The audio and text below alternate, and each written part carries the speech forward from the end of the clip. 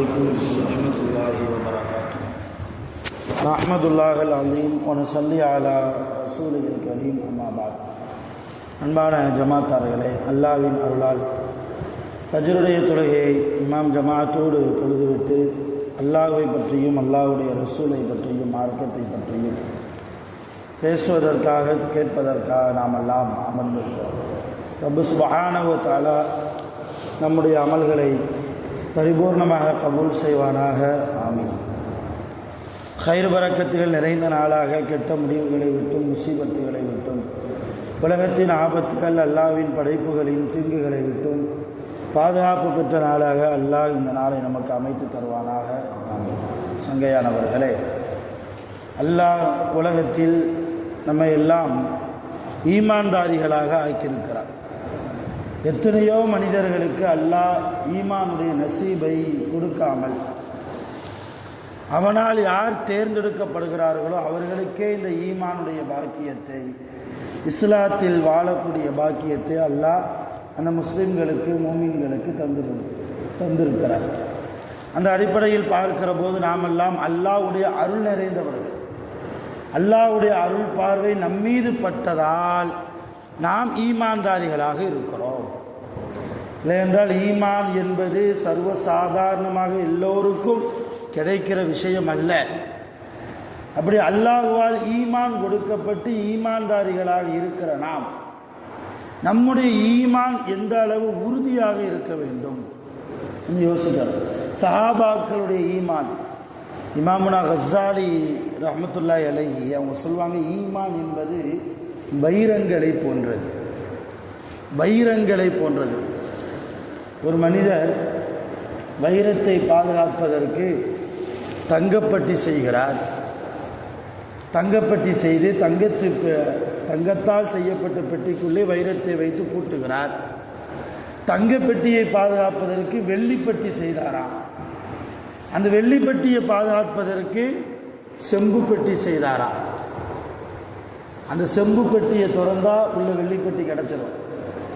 வெள்ளியால் ஆன பெட்டியை திறந்தால் தங்கப்பெட்டி கிடச்சிடும். தங்கப்பெட்டியை திறந்தால் விலை மதிக்க முடியாத வைரங்கள் இருக்குது. இந்த செம்பு பெட்டியை குழி தோண்டி புதைச்சி பெரிய மண் குப்பா மாதிரி அவர் செஞ்சு வச்சாராம். இதை சொல்லி இமாமுனா கஸ்ஸாலி ரஹ்மத்துல்லாஹி சொல்கிறாங்க, ஈமான் என்பது வைரங்களை போன்றது. யாரிடத்தில் ஈமான் பாதுகாக்கப்பட வேண்டும் என்று எவர் நாடுகிறாரோ தங்கப்பட்டி என்கிற ஃபர்லை அவர் பேண வேண்டும். ஃபர்லை தொழணும். ஃபர்லு இல்லைன்னா அவர்கிட்ட ஈமான் இருக்காது. ஈமான் இருக்காது.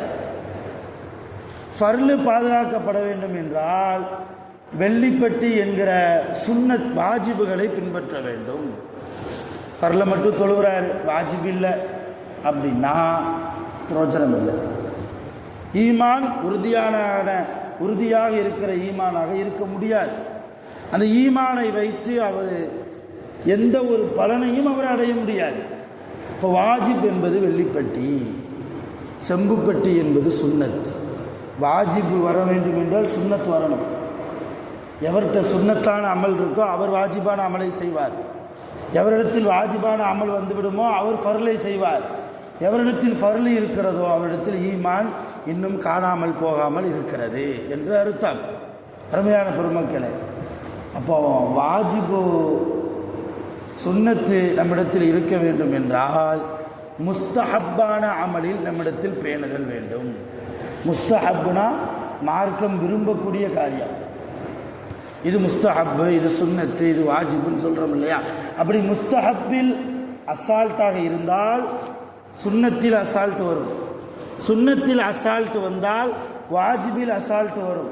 வாஜிபில் பொடுபோக்கு வறுமையானால் ஃபர்லிலும் பொடுபோக்கு வரும். அல்லாஹ்வால் கடமையாக்கப்பட்ட ஃபர்லில் பொடுபோக்கு வந்துவிட்டால் நம்மிடத்தில் ஈமான் இருக்காது. இந்த உதாரணத்தை இமாமுனா கஸ்ஸாலி ரஹ்மத்துல்லாஹி அலைஹி அவர்கள் தங்களுடைய இஹ்யா உலூமுத்தீன் என்ற கிதாபிலே எழுதுகிறார்கள். அருமையான பெருமக்களே, அவ்வளவு தூரம் ஈமான் என்பது மிக பாக்கியமானது. ஈமானுடைய உறுதி சஹாபாக்கள் இருந்தார்கள். வரலாறுல நம்ம பார்க்குறோம். சையதுனா உமர் இப்னு கத்தாப் ரலியல்லாஹு ஆட்சி காலத்தில் ரோம் நாட்டோட போர் செஞ்சாங்க. அன்றைக்கு ரோம் நாடு என்பது இன்னைக்கு இருக்கிற அமெரிக்கா. எல்லா விதத்திலையும் பலம் வாய்ந்தவர்கள், பொருளாதார ரீதியில், படை ரீதியில், ஆயுதங்கள் ரீதியில், யுக்தி ரீதியிலையும் கூட ரொம்ப பலம் வாய்ந்தவர்கள் அன்றைக்குள்ள ரோம் நாட்டுக்காரர்கள். அவர்களோடு போர் செய்வதற்கு உமர் இப்னு கத்தாப் ரலியல்லாஹு ஒரு 30,000 முஸ்லீம்களை அனுப்புனாங்க. எங்கள் ரோம் நாட்டுக்கு போய் இஸ்லாத்தை எத்தி வைங்க, இஸ்லாத்தை ஏற்றுக்கல போர் செய்யுங்க, இஸ்லாத்தை ஏற்றுக்கலைன்னா போர் செய்யுங்க. 19 நாள் நடந்தது அந்த போர். ஒரு நாள் 2 நாள் இல்லை, 19 நாள். எதிரிகளுடைய எண்ணிக்கை 3 லட்சம்.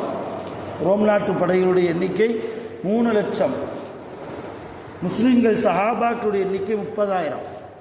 அந்த 30,000 சஹாபாக்களுடைய அந்த படைக்கு தளபதியாக உமர் ரலியல்லாஹு யாரை நியமித்தாங்க தெரியுமா?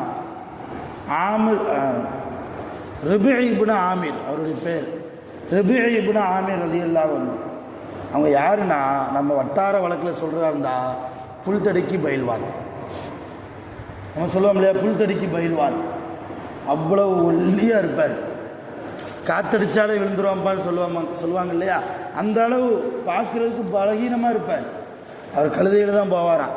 கழுதையில் ஆடாமல் அசையாமல் இருந்தால் காற்றடிக்கிற போது கீழே விழுந்துருவார் என்பதற்காக கழுதையில் உட்கார்ந்துருக்கும் போதும் கூட ஒரு விதமான ஒரு ஆட்டத்தோடு தான் அவர் போவார். காற்று அடிக்கிற திசையின் பக்கம் தன்னுடைய உடம்பை அசைச்சு போவார். அந்த அளவு ரொம்ப உடலால் பலகீனமானவர் ரபிஇ இப்னு ஆமிர்.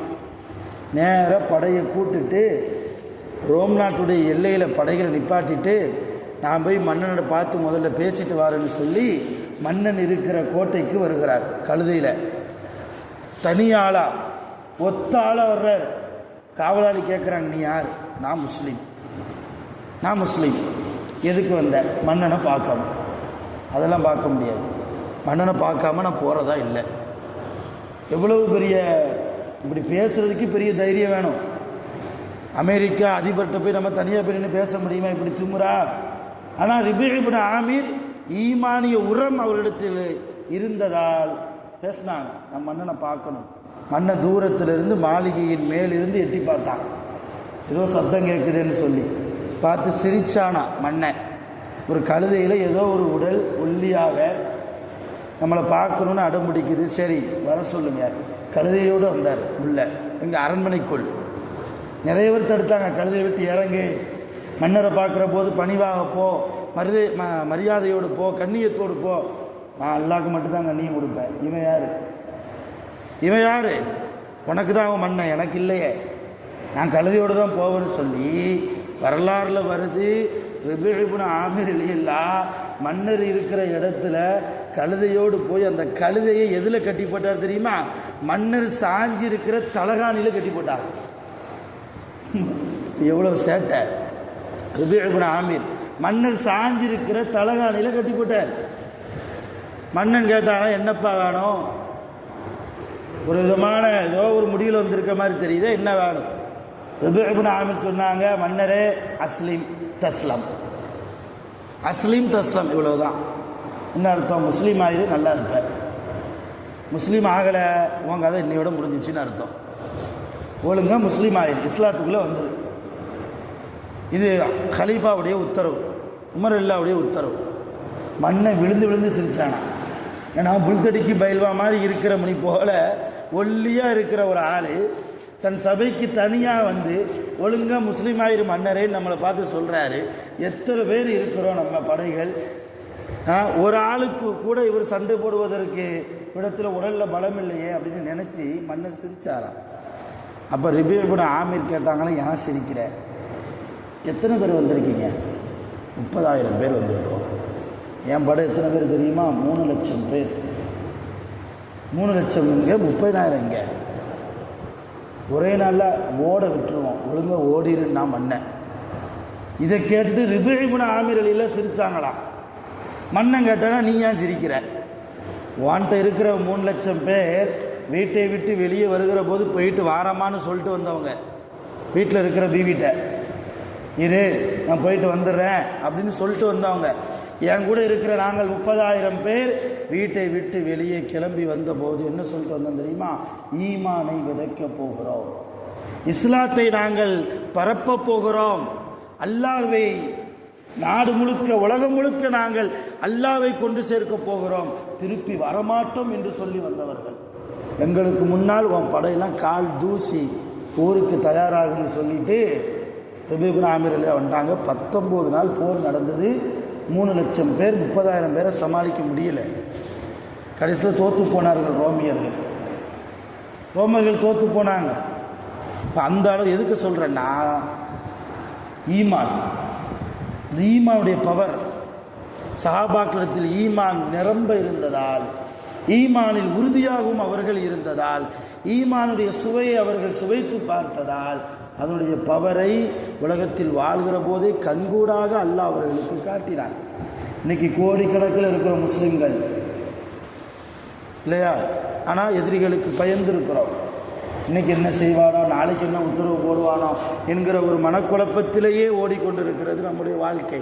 காரணம், ஈமான் பலமில்லை. ஈமான் பலமாக இருந்து விட்டால் யாரை பார்த்தும் அஞ்ச வேண்டாம். ஒத்த ஆளாக போனார் இல்லையா ரபீபுல் ஆமிர் ரலியல்லாஹு, நம்ம யார்கிட்ட அப்படி சண்டைக்கு போகிறது இல்லை. நம்மை பார்த்து அல்லாஹ் எதிரிகளை பயப்படுகிற ஒரு இடத்துல அவங்கள வச்சுருவான்.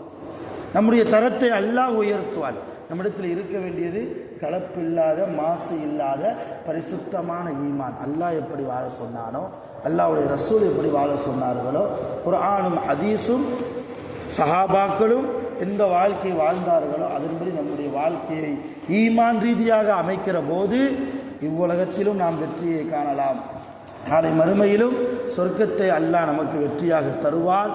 ஆகவே வல்ல ரஹ்மான் ரப்புல் ஆலமீன் அல்லாஹ் ஜல்ல ஷானஹு வ தஆலா ஈமானில் உறுதியுள்ள மேன்மக்களாக, ஈமான்தாரிகளாக நாம் அனைவர்களையும் நம்முடைய சந்ததியினர்களையும் கியாமத் நாள் வரைக்கும் அல்லாஹ் ஆக்கி அருள் புரிவானாக.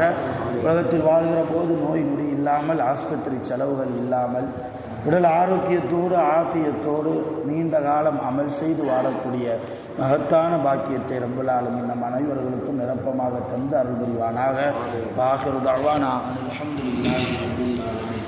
சுப்ஹானல்லாஹி வ பிஹம்திஹி, சுப்ஹானல்லாஹி வ பிஹம்திஹி, அஷ்ஹது அல்லா இலாஹா இல்லா அன்த, அஸ்தக்ஃபிருக வ அத்தூபு இலைக். ஆமீன். சுப்ஹான ரப்பிக ரப்பில் இஸ்ஸத்தி அம்மா யசிஃபூன் வ ஸலாமுன் அலல் முர்ஸலீன் வல்ஹம்துலில்லாஹி ரப்பில் ஆலமீன்.